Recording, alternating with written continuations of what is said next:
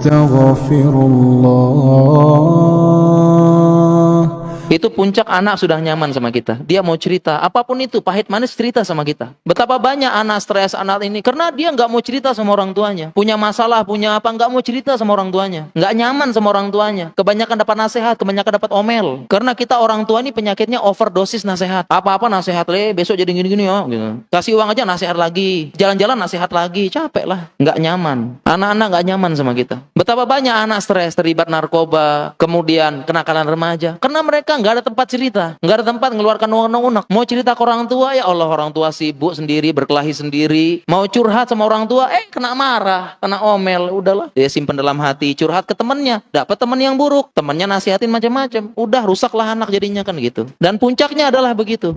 Puncaknya itu anak mau cerita sama kita, terbuka. Itu puncak, dia udah nyaman sama orang tua. Dan itulah yang benar. Anak perempuan saya cerita, dia jalan keluar, kemudian lihat cowok ganteng banget katanya. Cerita anak gadis, mau cerita sama saya, itu udah Pak. Kemudian dia goda-godain kita. Itu saya bersyukur dia mau cerita sama saya. Dan tekniknya jangan langsung diceramahin, haram, tundukkan pandangan, godul basor, bukan gitu. Kita ikutin dulu alur ceritanya gimana. Oh begitu ya, memangnya kenapa? Ya kita cari, ikutin dulu nasihatnya nanti. Biarkan dia cerita dulu, biarkan dia ini dulu. Begitu caranya sama anak-anak. Karena penyakit orang tua adalah overdosis nasihat.